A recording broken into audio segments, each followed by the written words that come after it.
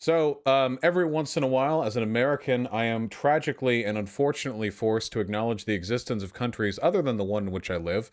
Some of you guys have probably seen this.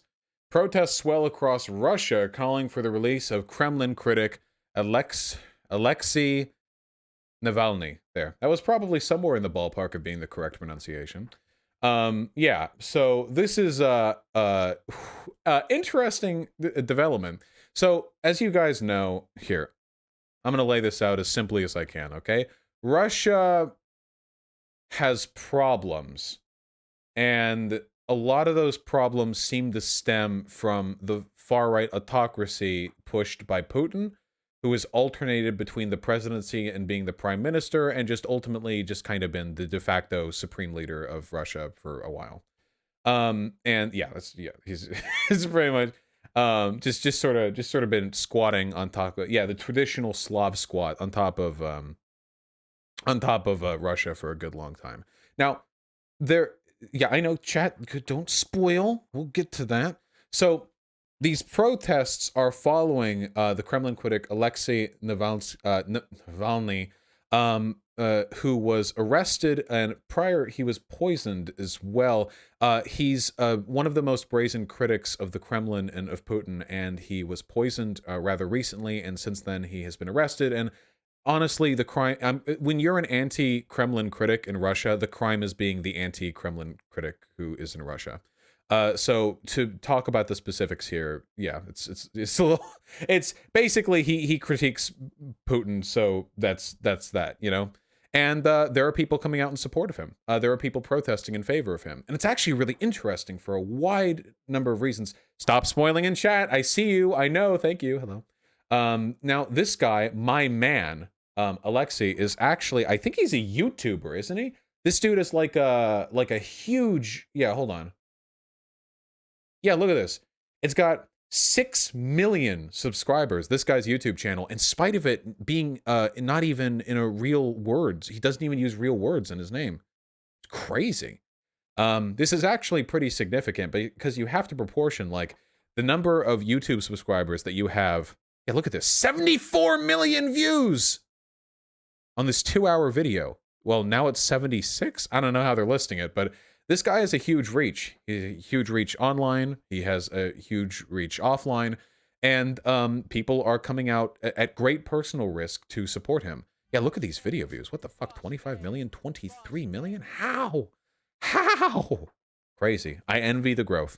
It looks like all you need to do to be popular online is to risk your life consistently by calling out an autocratic leader of a country where journalists die frequently. So, that's Alexei. And Alexei has a little bit of a storied history, too. As some people in chat have been informing me, Alexei has we'll say a colored past. He is, as I understand it, the only foremost political leader in all of Russia right now who supports legalizing same-sex marriage. As you know, Putin and Russia in general is pretty anti-gay. And so the willingness to engage in that is pretty interesting. However, it would be wrong to say that this man is left-leaning. He's not. It seems like, and I'm parsing this together from a lot of different info sources because this is a really complicated situation, but Alexei is an anti-corruption advocate who has challenged Putin's government. He has accumulated a tremendous amount of support from the Russian population, the portion dissatisfied with Putin's rule. And he seems to pursue, I think he's a civic nationalist in a sense. See, Putin has inspired a lot of conflict amidst different ethnic groups in Russia because Putin is a fascist, and also antipathy between between Russia and Russia's neighbors. Whereas Alexei seems to be more in favor of like a broader pan-Russian sort of union at the expense of people outside of it. He said some pretty yikesy stuff about immigrants and Muslims. It seems like he's more interested in the Genghis Khan Roman-esque, let us unite our people, gay people, Ukrainians, get all of them in here. But fuck those Muslim people, am I right? that seems to be the gist here. He is a nationalist. He's a big nationalist, but he's a lot more socially liberal, at least in some respects, than Putin. And he also seems to be a fair bit more economically liberal as well. So this isn't like a socialist versus fascist situation. This is more of a autocratic tyrant versus pseudo ethno nationalist sockdem. Yeah, it gets a little complicated. I do think that Alexei is significantly better than Putin. And the reason for that, this gets so complicated. The reason for that is because Putin doesn't just hurt Russia. Um, there's a lot of really dumb shit that gets said about Russia and about Putin that comes out of like Western press and Western media. A lot of it feels like fear-mongering and xenophobia. Well, of course, Russiagate was based, at least in part, in truth. Russia made a concerted effort to influence the outcome of the 2016 election, and a bipartisan senatorial committee found as much on multiple instances. It remains the case that many people use Russia as some sort of straw man or like a fear-mongering scapegoat, you know? People will point at Russia, Russia, fine. But there are actually some things Russia does. It's pretty weird, you know? Russia did want Trump to win. It's pretty clear if you take a look at Trump's presidency that he did seem to have some sort of butt buddy thing going on with Putin. And the reason for that is because Putin is, yeah, I would say Putin is probably the most effective state actor currently alive.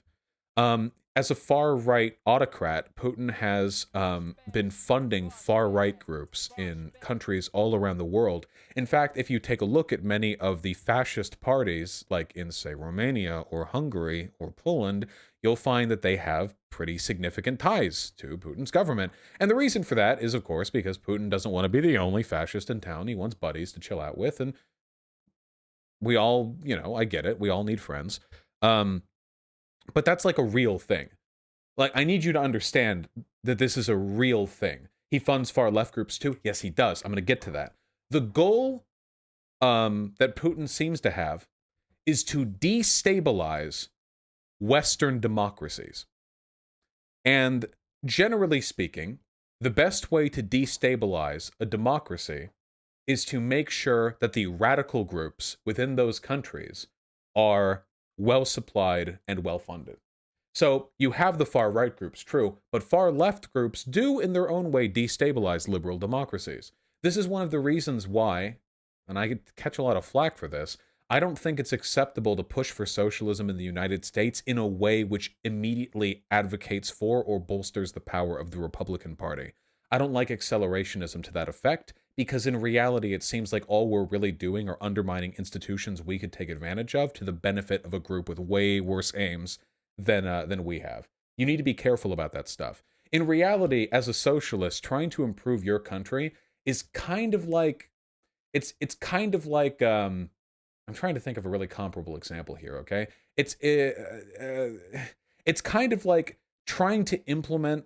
It's trying to throw a revolution in a country while it's like under attack from like a demon horde outside. Okay, you know, you want to fix the country. The country's fucked. But you don't want to do it in a way that causes it to be susceptible to being overrun by demon hordes, because then the whole thing turns into some fucked up hentai tentacle situation that only a portion of my audience, probably a large portion, will enjoy. But a great many people won't. So yeah, you need to be careful about that sort of thing. Russia's, or Putin's, I should say, efforts to destabilize liberal democracies have been fairly successful in certain instances, which is why I'm generally supportive of foreign policy which curtails the ability of Putin to engage in that sort of behavior. Before President Trump came into office, we had sanctions on Russia that actually like strangled them quite a bit and made it difficult for them to engage in that sort of behavior. And then Trump removed those sanctions, like day one, basically, because he's buddy-buddy with Putin. So the threat yet remains. I guess what I'm getting at right now is that Russia's complicated, and that there's not really like a good guy in this situation, but we need to be incredibly careful about the extent to which foreign actors are capable of spreading fascism around the globe. That's incredibly important. This is something that I plan to look into more in the near future. because I want to be able to give, I guess, a more informed take on this issue. I am glad that there are so many people who seem to be comfortable standing up to Putin. These protests led to mass arrests. This is one of the greatest civic uprisings we've seen in Russia in years. And that's something, I mean, that in a country like that, that means a lot. Yeah. You should also clarify your Russiagate position. What? There's nothing to clarify. The belief that Russia made a concerted effort to advance the likelihood of Donald Trump winning back in 2016 is a fact. That's a thing that happened. That's inarguable. There are a lot of left populists who say that Russiagate isn't real because they don't like the fact that Democrats bring it up a lot, which is idiotic. Like, you're gonna what? So things aren't real when they're real because Democrats also believe they're real? Come the fuck on. No. That doesn't mean the Democrats get to blame Hillary Clinton's loss on Russia. Fuck Hillary Clinton. She was a terrible candidate. But that doesn't mean we shouldn't be concerned about some of this stuff. Some of the Russia claims were a bit far-fetched, though. Well, then it's a good thing I'm not endorsing every claim ever made about Russia interference, only the fact that they interfered. Yeah, like, fuck. If we were to distance ourselves from every perspective because liberals believed in it too, then we might as well abandon democracy entirely. Yeah. Hillary should have won. Well, Hillary won the popular vote, so Hillary, I do think that. Yeah, I do believe so. That's what some leftists do. Yeah, some leftists do that. Anyway, long story short, it's complicated, and Godspeed to the protesters. And yeah, hopefully Russia no longer, or at least at some point in the near future, no longer remains a beacon for fascist advocacy the world around.